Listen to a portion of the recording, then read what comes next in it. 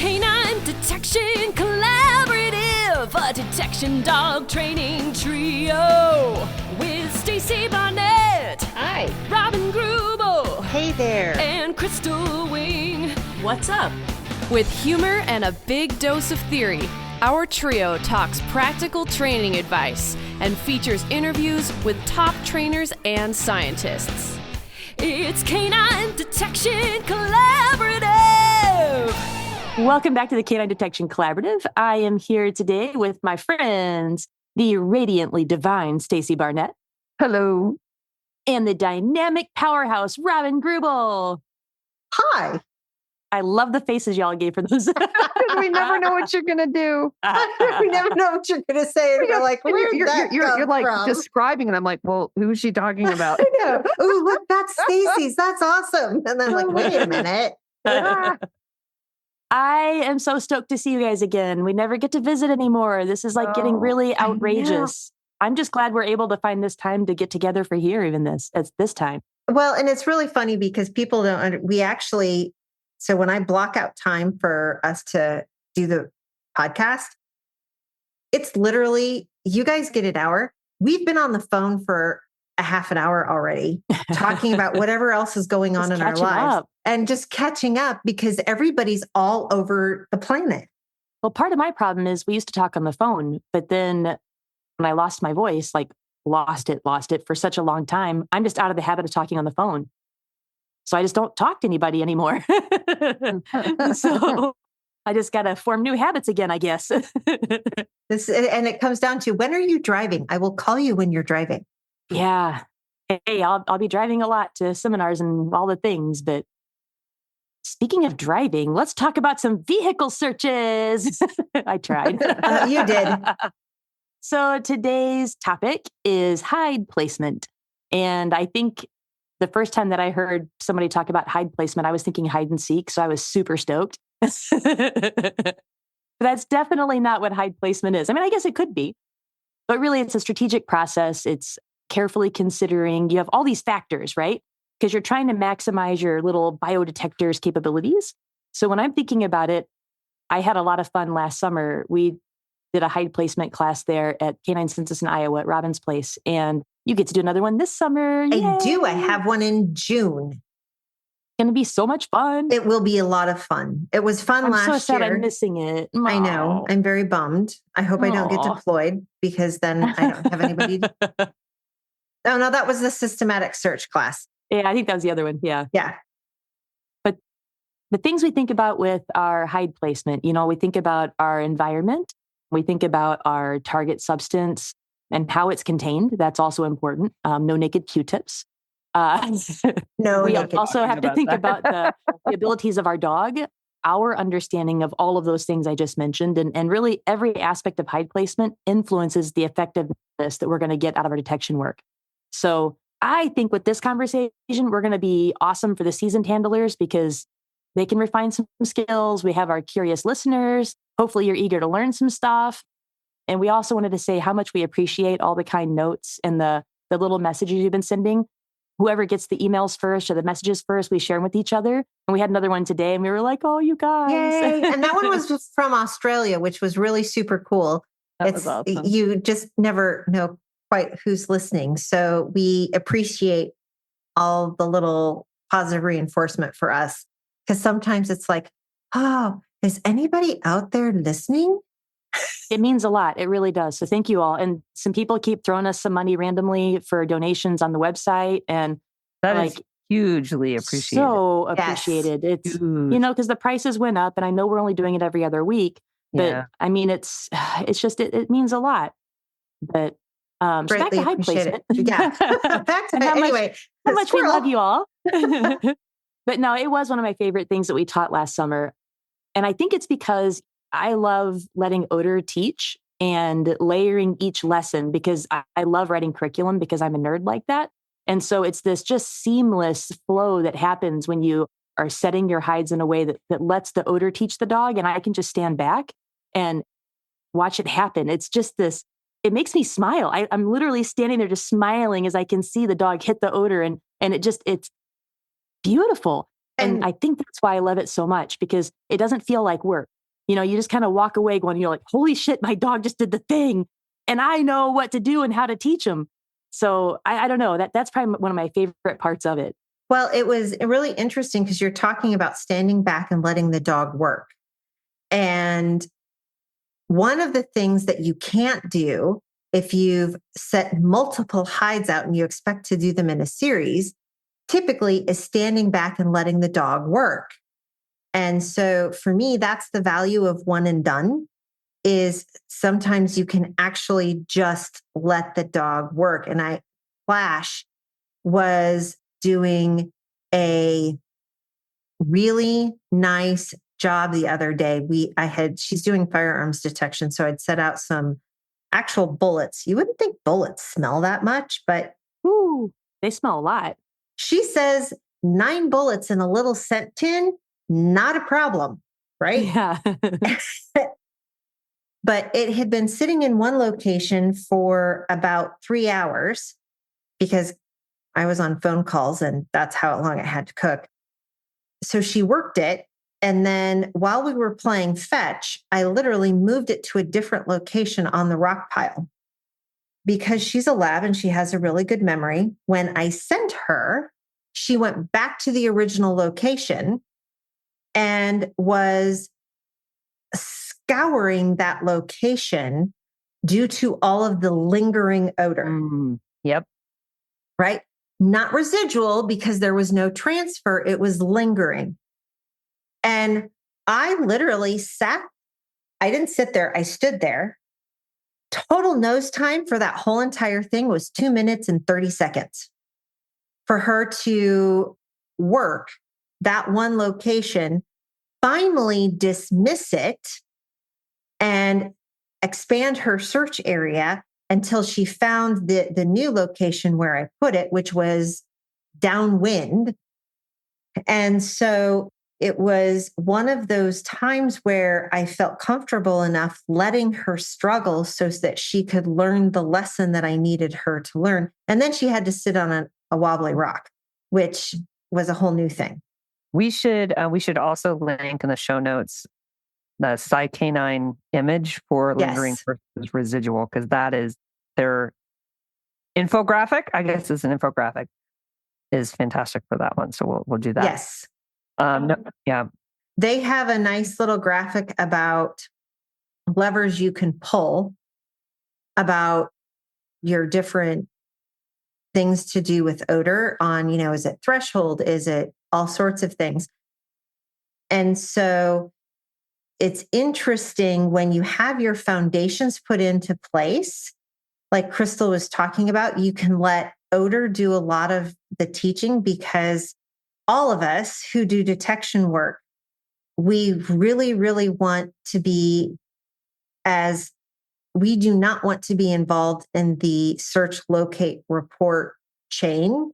We really want the dog to do it independently. And so the more presenting or body pressure or verbal diarrhea, AKA encouragement or whatever you want to call it, right, that we do, the more we're inserting ourselves into the chain. And don't do that. Yeah. That just, it becomes a cue. And even in your first story there, I feel like that hits all of the main things that I was kind of trying to figure out what it is with the hide placement we were teaching it. I was, making notes about what are the main things that I look for if I had to put them in categories. And so it's the environmental piece. So it's the weather, the terrain, how you kind of talked about that, the surroundings, but then also it's the target substance, the characteristics of that. So whatever scent profile, the persistence or the longevity of that odor and the containment of that odor. And so when you talked about it, was it a cartridge or was it a spent round? It was a cartridge. It was about 9 millimeter cartridges or bullets in a aluminum scent tin that we've gotten really kind of anal. Bless my intern's heart, because she's really good at this. She'll go through and she's got us on about an every 2-week cycle. where we will wash our training aids. Because I use a lot of Noda and I use a lot of Odor prints. We'll link those in the show notes. And then for the firearms detection, she has to do spent casings as well as live ammo. And so I've got those aluminum scent tins, which I take the 90% rubbing alcohol and wipe down the exterior, because that takes care of all the, whoops, I forgot my gloves, I'm just going to pick it up problems that we have. Right. Because no, we have perfect odor hygiene, don't we? Everyone say it along with us. We have perfect odor hygiene. And I know you're lying. No, but that's the first two, right? So it's the environment, it's the target substance, the characteristics of it. But I think the other two that I heard you talk about was the dog's capability. So that can be breed, it can be the size of the dog. And I know Nosework, I love hearing stories about the small dogs versus the tall dogs in the same environments and how different it is. And then I think, that's training background. It all influences their effectiveness. But then the specialization piece too. So that to me goes along with the dog's capabilities, from the dog that's a forensic level clandestine dog to the large odor source dog. And then that last one is the training level of the canine and the handler. I think the first time I learned about eddies, I was like, who is Eddie and why are we talking about his thermals? Like, what is this, And so we all start there. So I think as we're kind of going through this, it'd be cool that if like listeners want to message us, and if there's things that they want to hear more about that we bring up, because already you've mentioned a lot of things we could have a full episode on. So I just think it's cool that just within one story, we can already kind of go to all 4 or 5 of those characteristics that we have to look for hide placement. It's pretty darn complex. It is. So if you're just getting into this and you don't know Eddie and his thermals, it's okay. You're going to learn more. Because he tends to be kind of lofty about the whole thing. Nice. When we're thinking about hide placement, right? I always kind of think about it in terms of, now I am like one of the biggest proponents of single hide searches. It's like, and using that single hide to really educate the dog.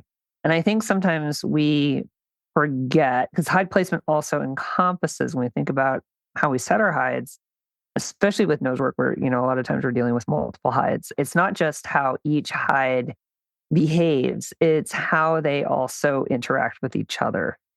And I think a lot of times, I know with Nosework training, I see this a lot where they kind of take out hides and it's like you start placing hides wherever things just kind of look cool. And you're not realizing that every time you set a hide, it gets exponentially more and more difficult. So just because they start to interact with each other, so which is really the reason why those single hide searches were so valuable. And that when you do add those other hides, just keep in mind that it really does add a whole lot of complexity, and you can seriously be lumping your training not only with how the dog actually processes the information, but you also run the risk of reinforcing the wrong things. So you can reinforce a dog. For instance, you have an easy hide and a hard hide out, right? If the dog gets an odor for the hard hide and goes, oh, hey, there's an easy one, you've now reinforced them for leaving the hard one.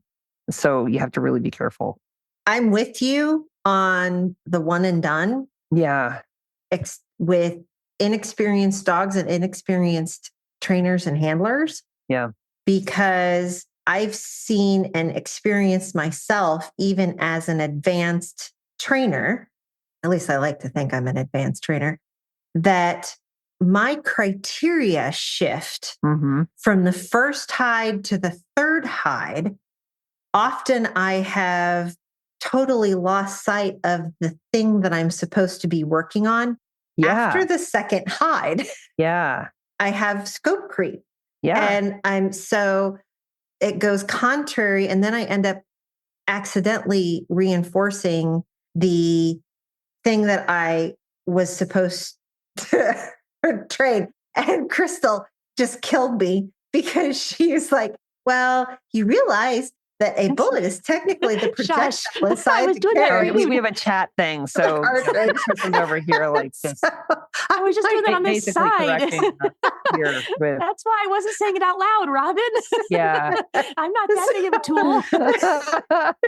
it's a, Oh my gosh. so like, it's a bullet. I don't know. That's what you put inside a gun and it shoots at people, right? Or things. Oh my God. So, you should have seen me at Shields actually trying to buy ammo. I'm like, which is the cheapest box and which ones are the smallest? I can fit inside Like, of well, a what kind of training gun do you have? tin. I don't It have a doesn't gun. matter. And I had it 9 sitting, has to be smaller than 22, right? you'd think. And I had it Right, way sitting on smaller the than counter. 45. Oh my God. Oh And my God. It's like, well, what kind of gun do you have? Well, I don't have one. I just want bullet. I've got the box sitting on the counter and Oh my Joe God. walks in and It just doesn't matter. It no. really doesn't And matter. Joe's like, honey, you realize we don't have a 9mm, right?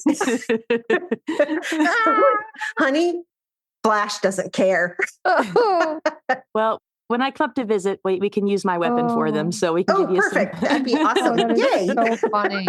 That is so funny. So anyway, yes, welcome all of the people. Yeah.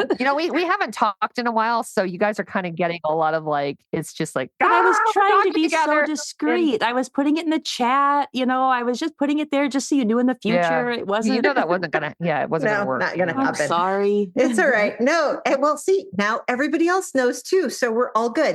All Everybody right. who's listening has learned their new thing. They can like put us on pause and go to bed. So technically, the bullet is part of the cartridge. So the cartridge is the complete unfired round, and that's the cartridge case, and the bullet is inside of that, and then it's the primer and the powder, and that's what makes it. I'm sorry. Really funny story. Powder's father is primer. Oh, well, there you go. Sorry. Okay. I just thought that. I just looked at that. It all came together. See, It all Yes. came great. together. There you go. Of course, it's short for gunpowder, but Which is really interesting when you start thinking about, okay, now my firearms detection dog has to be able to find all of these different things. we're a mess today. We are. Yeah. Welcome. We Oh have my such a God. big topic, and here we are. I know, and we're just like we just can't get off these other. Okay, yep. And then, so I've got Flash out doing these exercises because as part of certification and being a good firearms detection dog, for me, that's a cross of somewhere between a cadaver dog that does small source or something gun sized, right? Because they have to do an area search, and all the way over to a really, really good narcotics or explosives dog, which has to be able to suck molecules out of the cracks of cars because we will be doing lots of car searches. And they do have us also doing rooms for this particular certification. And then I would like to add the person born on it. So in the long run, we'll be doing backpacks and moving backpacks and all those sorts of things. Nice. Yeah. And now we've started putting things on cars. And because our training aids are, the size of a coaster, we've been hiding them a lot in specific locations on the cars, which Flash has done a really, really good, well, actually all of the dogs have been doing a really good job of telling us, hey, you guys have been hiding stuff in wheel wells a lot. It's easier to do that with human remains too. It is because it's in a bigger thing. Unlike you guys with your really cool little not naked straws or not naked Q-tips. But even then, like when we're setting hides, like especially, we have to be careful. We're very, very careful of damage to the vehicles. So Yes. if you do like a trial or whatever, the hides, we're not going to put hides in the crack of a car because you can't control what everybody's training criteria has been. Correct. And basically your volunteer's vehicle can get trashed. So our more interesting vehicle hides tend to be if we have the opportunity to use trailers or farm machinery. But our basic straight up cars, you're looking at wheel wells, license plates, hitches, that kind of thing, just because we're worried about damage. And we were out searching my car today, which has a bajillion bugs on it. And Yeah, I've driven through there. Right. But also as a private contractor, I don't want my dogs. And even some of the new case law that's coming out for law enforcement, they're talking about the dogs can't break the plane of the window. And so even law enforcement is getting to the point where we really don't want the dogs putting paws on cars. And so then it's like, okay, how do we teach that sniffing with respect to the dog? So we've been, because all of my dogs are started on NODA, and I can put, so that's novel odor training aid. For those of you who aren't familiar, it's a odor that's not found. Well, we had, that was the explosives episode. So it's a chemical that's not found anywhere in nature. And so I can train all the dogs up on it, and I don't have to proof off of it. It's very smelly, and I can transfer it onto paper and stick it in the seams of the cars and use that hide placement to teach the dogs to target seams. And that's what we've been spending. We'll spend about a week on that. And all of the dogs will either have all the rust knocked off of them. And hopefully by the time we get done, we won't have to be doing a whole lot of presenting to the dogs unless they've missed a spot. So I think that the thing to talk about there is, if we think about the power of that from a hide placement perspective, has to do with expectation, right? So, and I use expectation a lot when I'm training dogs, especially people say like, well, I have a fast dog, I can't do a threshold. I'm like, here's a video of Powder. She's a missile. She is one of the fastest dogs I've seen. And I've done an off-leash exterior with her. It was one of her last elite trials where I released her and she nailed a threshold hide. We had a trial. I loved that video. That was awesome. Did you share that on Canine Detection? Did you share that one? The one where she was off leash? Where she just nails that threshold.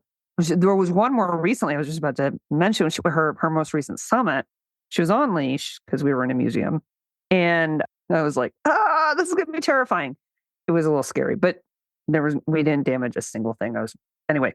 So I released her off the start line and she busts out. Well, the hide was like literally on the start line, like literally you go through the door and it's 1 foot to the right. And all of a sudden you see her hit that edge, and I thought she was going to skid out, and she turned around and nailed that threshold. And it's like when people say, like, oh, I have a fast dog, I can't do thresholds. I'm like, and I see all these people holding their dog back, like they're restricting their dog. I'm like, you teach it through expectation. You don't teach it through management. And when you restrict a dog, you're managing the dog. When you set the hide and you teach it through expectation, the training does the job. And it's the same type of deal. It's like, like what you're talking about is like you're teaching the seams of the vehicle. It's the expectation that teaches it. So it's not up to you to say, hey, go sniff that seam. Well, and one of the things that I have found sometimes with management is that especially if you're trying to manage with a leash or body blocking or some of those sorts of things, you actually create the opposition reflex in the dog. Yeah, it makes it worse. No, I got to go there because you're telling me I can't. It's kind of like a 16-year-old boy. Yeah. And the arousal spikes, right? The arousal spikes. And then you get conflict in the handling. And it's just like, you're going to be more likely to miss a hide, honestly, because you've got that arousal spike and the conflict with the dog, rather than just like actually just using hide placement to train the dog. And that's where I love the idea of expectation or anticipation.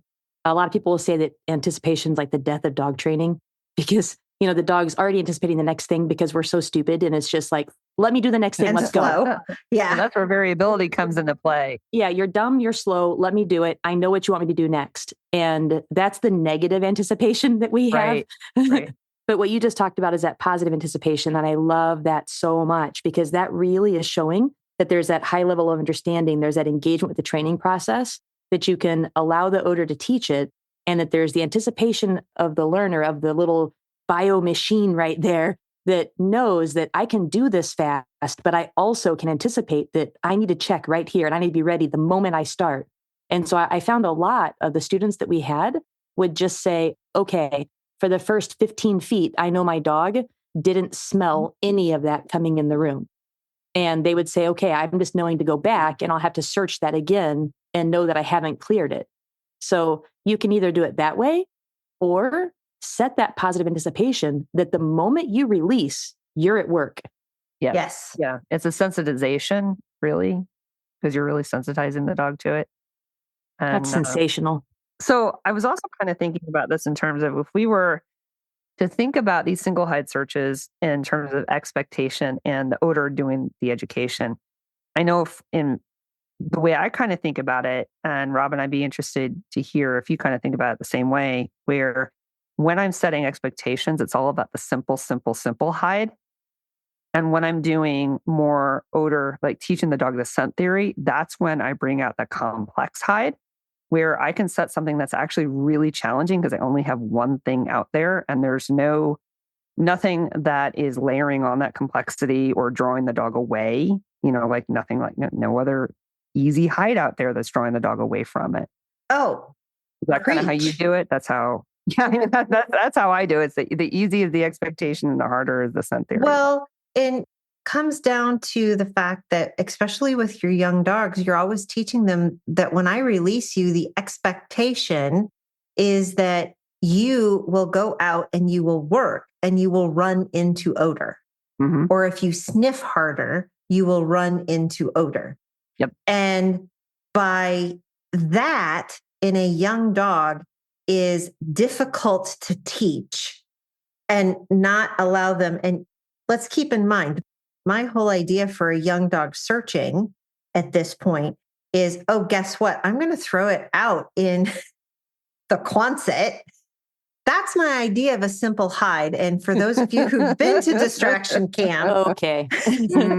Right? Yeah. It's no, here's the hide. You have to run past whatever the cats have been doing out there and the mice that they've killed out there and the 5 bajillion birds that are in there. And the shape of the place. The 50 gallons of corn. Yeah, that would be Brava. Brava would be like, I'm like, ooh, corn. I'm going to be a cow. I like eating grass and corn. Right. The raccoon trap. And then right. Yeah.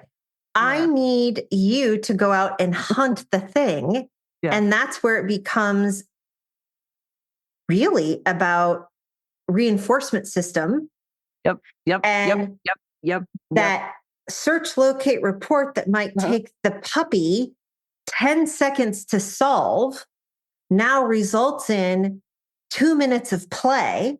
Mm-hmm. But then the next time that I put that out, it becomes a 30-second search with a minute of play. But they're really nice, straightforward hides. Mm-hmm. I'm not trying to make my dog solve this complex odor issue where it sat out for 4 hours and all of these other things.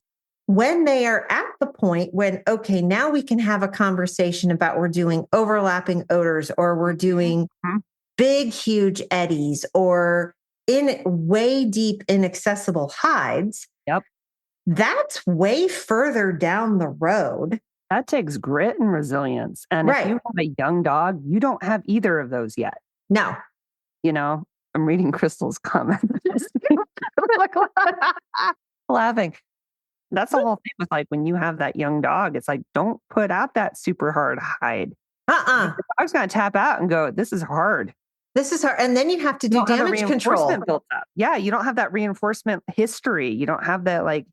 Well, and I look at it this way. If I have set up a hide to the point where I now have to step in and do damage control, and that damage control looks like me presenting, it is actually better for me to put the dog in the car and reset the problem. Yes. Stop the freaking search. Yeah. Pull the plug. Exactly. It's okay. Exactly. I'm trying not to use a word because we're counting down on our 3 for explicit. Right. And so we have to. So, shit. What do you mean? Oh, you did it. That's it. Big old E. The big old E goes on this one. Oh, man. Well, we don't even know if that counts, does it? I don't know. Does it? Well, anyway. Damn it. We'll find out. Oh. We'll just mark it and we'll make Zach figure it out. Oh, my gosh. Yeah. We're spicy tonight, ladies. I told you I haven't had a lot of sleep. You haven't had a lot of sleep. You haven't eaten dinner. And it's just, we're kind of punchy because we haven't seen each other in a while. You know, I had dinner. I had jalapenos in my dinner. People get so involved in the whole, let's push our dogs into this whole thing. And I'll tell you one of the other things that kills me, freaking elevated hides. That was a long pause. I'm like, yes. Yeah, no, I'm sitting here. I'm like, and that was one of those pregnant pauses. I have this whole, yes, that was a pregnant pause. Well, right. Thank and I'm sitting here going, it could go in like 4 different directions. I know. Right. It's about what else. 2 ADHD people are like, yes. Yeah. And so hiding stuff in trees, elevated hides are something that people introduce way too soon. Yep. And for some reason, a lot of people do them a lot.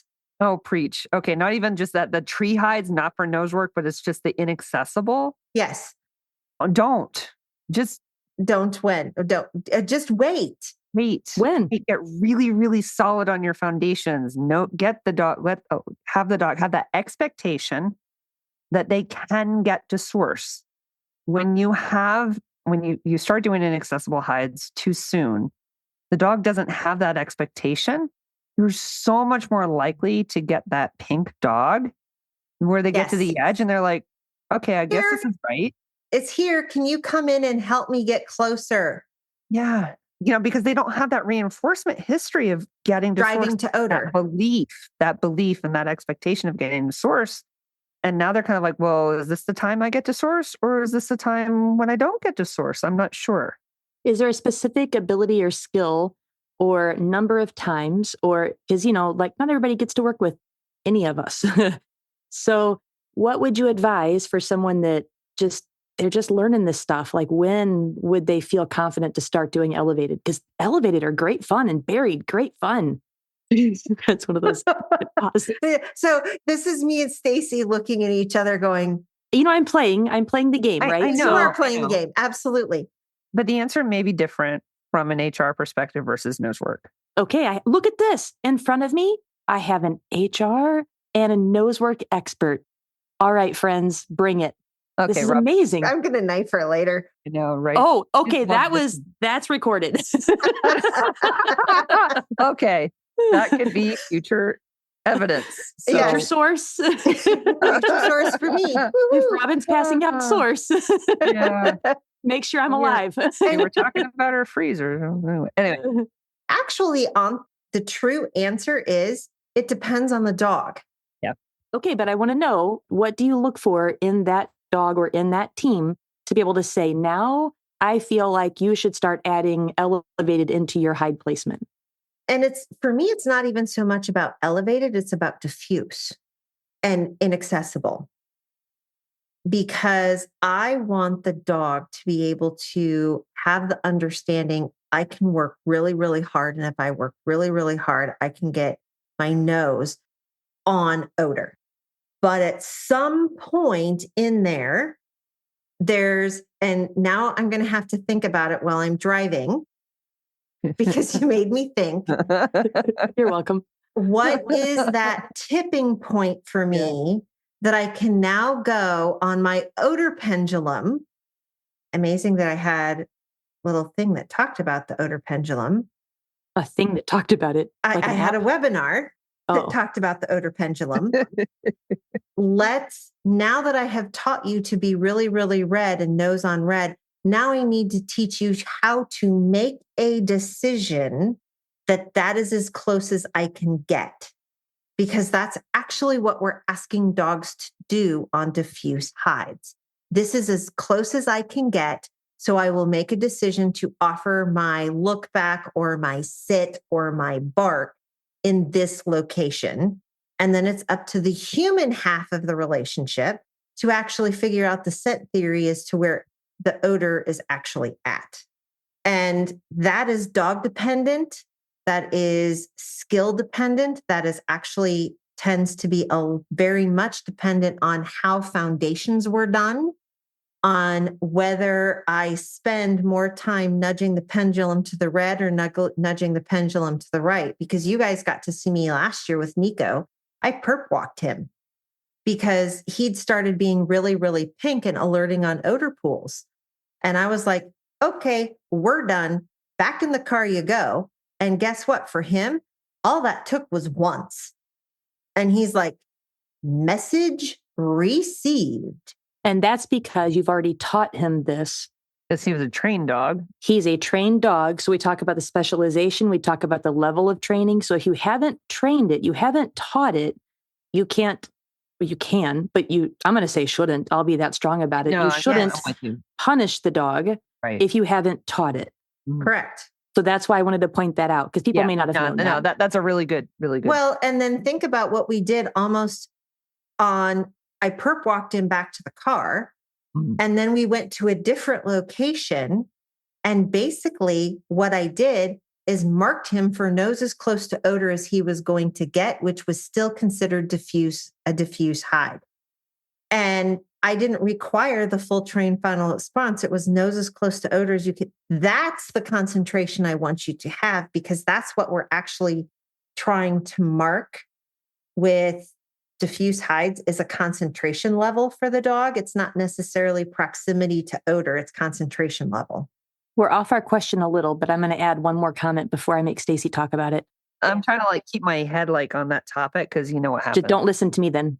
So something that I thought was important there that I just lost. Oh my God. I did it to you. You did. Oh, that you didn't send him back to that same problem where he indicated in the odor pool.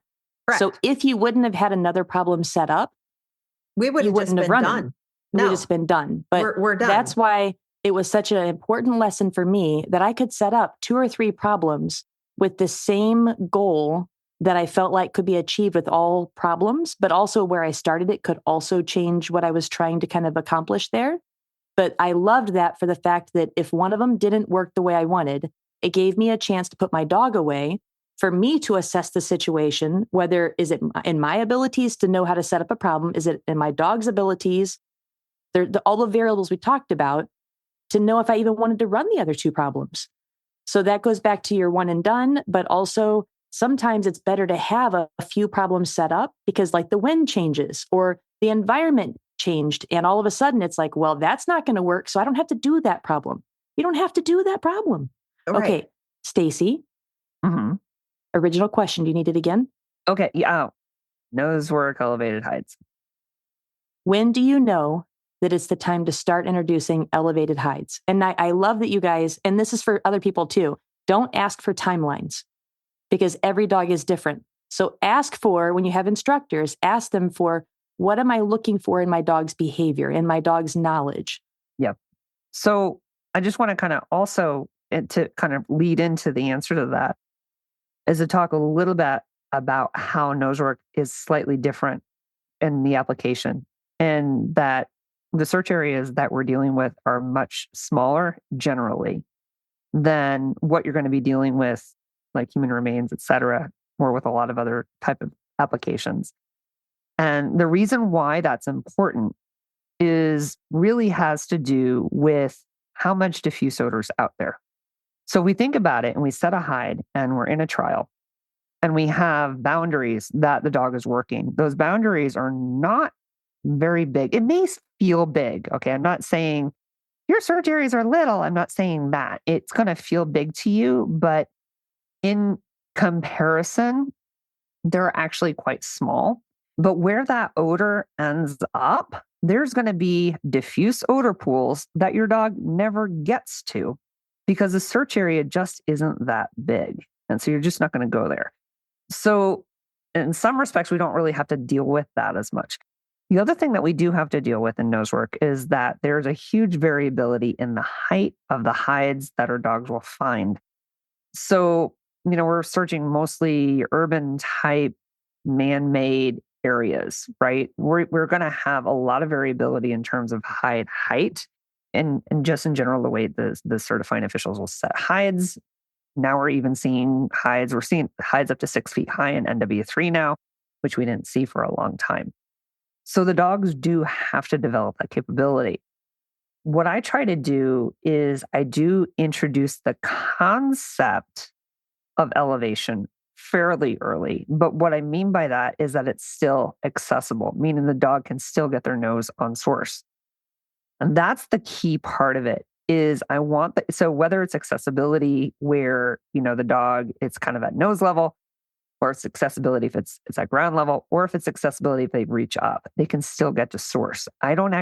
I really prefer to do very, very few inaccessible hides, even with my summit level dogs. Most of the hides I set for my dogs are still accessible because I want to maintain that expectation. When I start to introduce inaccessible hides, which would include, elevation, I need to know that the dog is really confidently driving to source. That's kind of the key component, is that confidence and that motivation. Do they have that? And kind of the motor behind it to get to source. And that just comes with a lot of reinforcement. But if I don't have that commitment from the dog, I'm not going to make it inaccessible. And I think for me, it's kind of that commitment to the hide. That's kind of my linchpin there in terms of, making that decision about whether or not the dog is ready for that. And I generally, even then, for elevation, I rarely set the hide so high that it truly is well out of their reach, because I don't want them to get into the habit of alerting on fringe Being too odor, pink. which is really, Right. really common. Yeah. So, And I think with my advanced dogs, I will use elevation to teach particular concepts when it comes down to being able to mimic odor pools. mhm. Because I have found that oftentimes we are either unable or don't have time, because you can't leave stuff sit out for like 5 days. Unless you have 750 acres, and We're at 800 now. I was going to say, 800. Oh my I gosh. thought you added to it. I thought it was- Yeah, we added to it. Show off. Yeah. You have like a whole town. I think it's like the Upper East Side or something. Yeah, I don't know. It's- So I can, but we also have coyotes and other critters that will abscond with my odors. But I can use that elevation to help replicate eddies and scent pools and all sorts of things. But if I really think about how often I set up those types of problems, it's not as often as you would think, because it's actually turns into really sloppy training. Mhm. And it doesn't allow, and if it's that whole balance, you have to know your trade-offs. And so what am I willing to trade off by teaching my dog to be pink?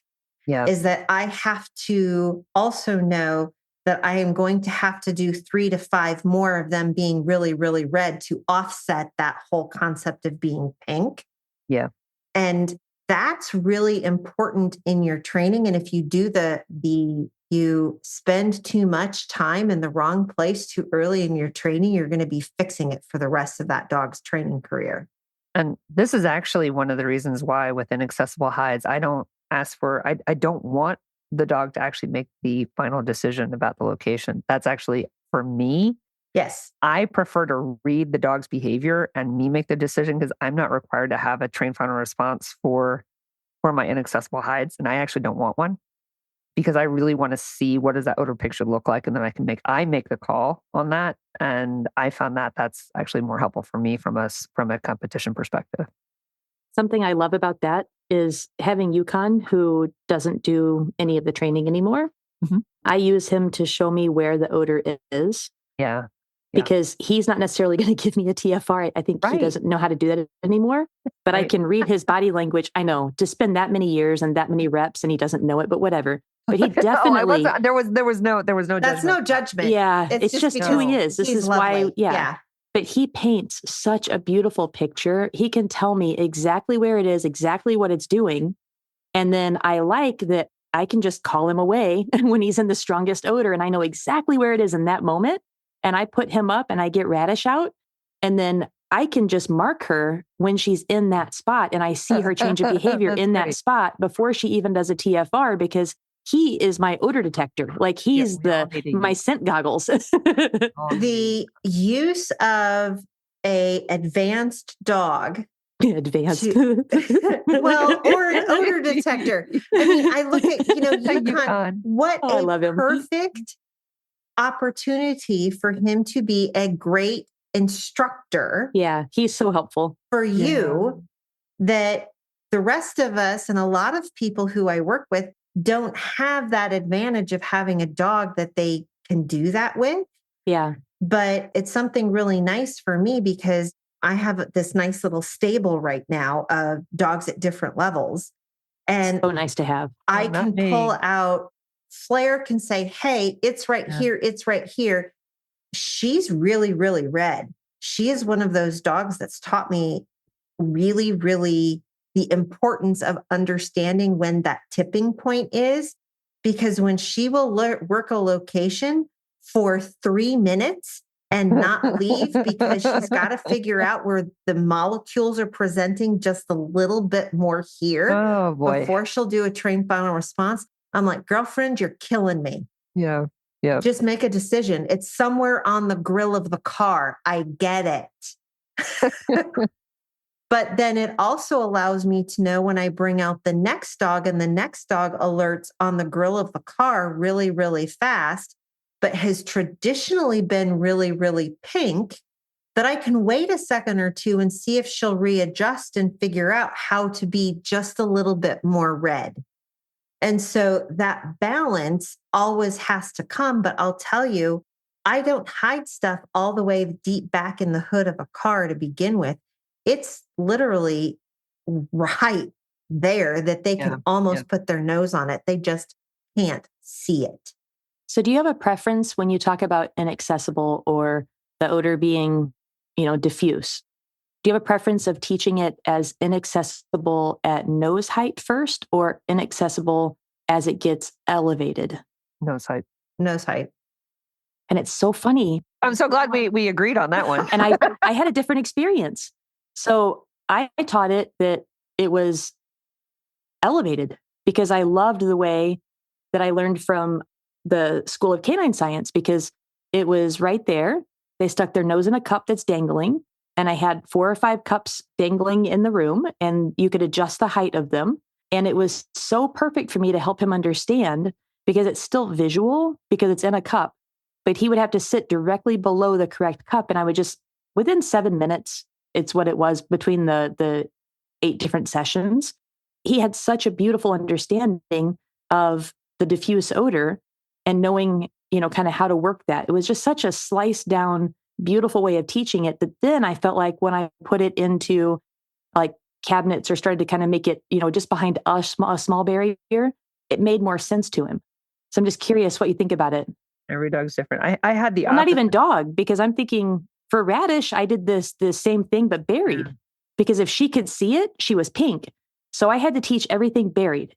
Everything I did with her in the beginning, I had to put it below the surface. It was crazy. I think that you have 2 things going on there. Okay, maybe 3.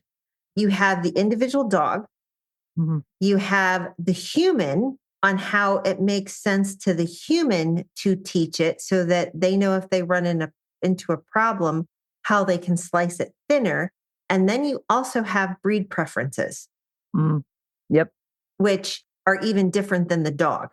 And so I really think that that's one of those things where people get really, really stuck on methodologies and they're looking for a recipe. Yeah. And I put so many tick marks in this location. So now I move on to the next thing, that we forget that sometimes our learner doesn't actually learn that way. And our teacher sometimes can't teach the way that the learner needs to learn. Or our dogs learn something in a way that becomes, and this is clearly, I'm speaking from experience here, concrete, that's going to make us want to bang our head against the wall. So, for instance, I dislike teaching suspended hides. It's a big thing in Nosework where people are like, oh, suspended hides are super sexy. I spent a short amount of time introducing that to Brava where she had a visual. It has bitten me in the rear end more times than I can imagine, where all of a sudden when she gets confused, she eyeballs something that looks like it could be a hide. And she is adamant that's where it is, and I get a false alert. It's happened so many times. This is one of the things that I see with dogs in trees, because people will put stuff in trees. And so if the dog is like, hey, there's nothing here, it's like all of a sudden some random tree becomes really important. Yeah, because it's like, I'm so confused. How about this? Yes. I think that's where I liked teaching it that way, because it was such a discrimination drill, because each of the cups had something different in it.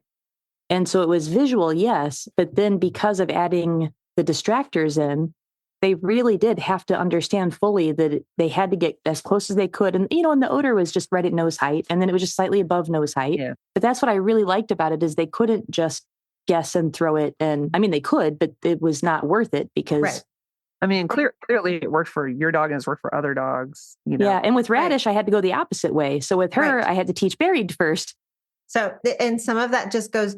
But I'm also the least experienced dog-wise too, when it comes to detection stuff. I mean, this is what, my third detection dog, What bit me in the butt was as soon as I did anything visual with Brava, which is kind of like what you're talking about with Radish, right? Yeah. It's like all of a sudden it becomes like, well, if I'm confused, how about this? Or if I'm frustrated, or if I don't have odor, I'm just going to choose this random thing. And that's why I knew with her, I had to put a bunch of discrimination in, because otherwise that's the only way I could get her to be read, because otherwise she was just throwing it at me. So I was like, okay. Right. So adjusting for her, I knew I had to put a lot of discrimination into it. And the reason why I like the nose, like the inaccessible at the nose level, and I'm talking about inaccessible, like maybe it's not like in a cabinet or something, but more like they can't reach it, right? Is that they're still going to keep working at it, and they're actually going to have, it's usually like they can kind of get at it from different directions, and they can kind of work that odor, and they can get a little bit more information about it and more confidence and experience with that. So like an open cabinet with no door. Is that what you mean? Yeah, Okay. or kind of, yeah. So, and then the other thing is that I can also split that out a little bit easier, because, so for instance, I like to start with like a deep accessible before I go to anything inaccessible. So it gives that dog that understanding of that driving in and that pushing in, and I can reinforce that. Elevated is just really a deep accessible or deep inaccessible, just turned on the other axis. Yeah. But the hard part about an elevated height is that the odor goes farther. Yes. And you get more of those diffuse odor pools farther away from source. So that the problem solving is harder. Right. And sometimes they may have to go out of odor to get back into odor. Right. To be able to solve the problem. And depending on the dog, that's a big leap.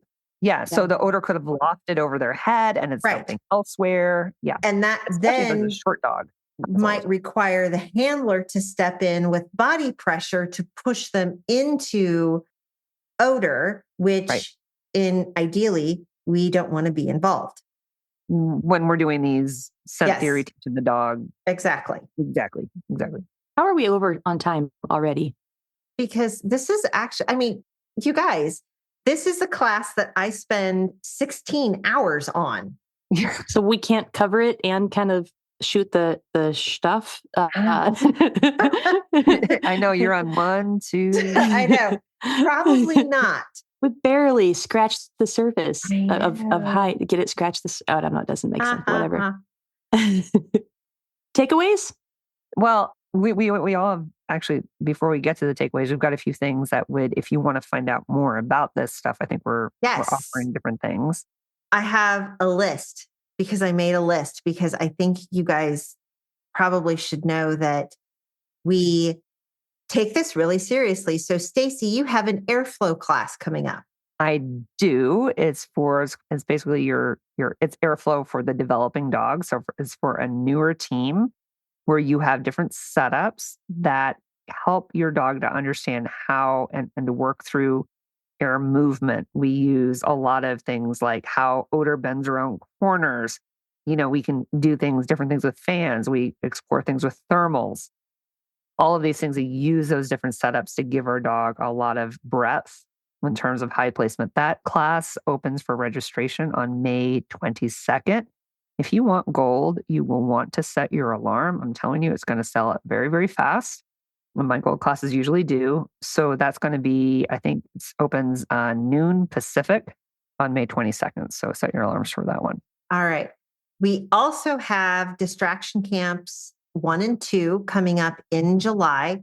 We have a few spots left on each. And what we end up doing during distraction camp a lot is using hide placement to help move your dog past distractions. Mm-hmm. So that's out on the Canine Detection Collaborative website. You can register for those there. I have here in Iowa, and distraction camp is here in Iowa. We also I have the Art and Science of Setting Hides, which I think is the second or third weekend in June. It's Friday, Saturday, and half the day on Sunday, where that's what we do is we practice setting hides and then we run dogs on hides. If you can't make it to Iowa, in addition to Stacy's online class, I have my Using Hide Placement to Teach Skills webinar, which is still available out on my website. So you can take part in that as well. So, I also have a webinar that if you're like just confused about odor in general, it's called Scent Theory Simplified. That's a recorded webinar on movies.sensibilitiesnw.com. That's another source, just trying to understand kind of how airflow moves, how odor works. Really kind of it's general scent theory, but kind of more on the more micro level in terms of Nosework size, search areas, how airflow moves generally. Yeah. And I know I've got some on-demand webinars about search games, locate games, or whatever. Mm-hmm. But Crystal, you're traveling in June and you're going from Iowa to California? Yep. I'm going to head out to the ranch, the FDSA ranch. And so along the way, if anybody's out there and wants to train along the way, I'd love to see you. And then I get to go out and work with Joaquim and hopefully paint a mural and do some cool training and then head back to Iowa probably, or might be heading up to Wisconsin, Minnesota. I don't really know yet. I haven't thought that far ahead because I'm just trying to get through my day. You're just trying to get through the end of school. Yeah. And then I'll be like, yay, freedom. Wait, I'm not doing anything. I didn't plan. I couldn't plan while I was dying. Well, that's okay. You'll have a little bit of time to plan before you head out. So yeah. But for sure, that first week of June, I'll be traveling to California that week. So okay. So right after Memorial Day? Yep. Right after Sally. Okay. Right after. Yes. Because we have a cadaver dog seminar over Memorial Day, and Crystal's going to pack up and head west. So, you know what? I think I will just go ahead and say that hide placement is a really, really important, often overlooked skill on behalf of the trainer that everybody should spend a significant amount of time thinking about before you actually run your dog. Love it. What's yours, Stacy? What's yours? I thought that was kind of like the whole wrap up. That was going to be the whole wrap up if we needed it to. Okay, that's fine. We're over time. That's fine. Okay, Crystal, what's yours? Aha. No, it's fine. It's okay. Wrap it up like a little present. Put a bow on it. It's cool. Mine are so random. It's all good. Yeah, I would just say okay. Currently, okay. Yeah, you don't have to. The bow was there. That is good. I unraveled the bow. There was no need to do that. Okay. Those work. Okay. All right. So thanks everybody for listening to our little hysterically-ness today, and go train. Canine Detection Collaborative. We appreciate the time you spend with us. If you liked this episode, not only should you follow us so you don't miss the next one, but please also rate and review us in your favorite podcast app. For info on collaborating with us, go to k9detectioncollaborative.com. That's K9detectioncollaborative.com, where you can find our socials and pick up our latest monthly freebie. Join us again to talk training in the next episode.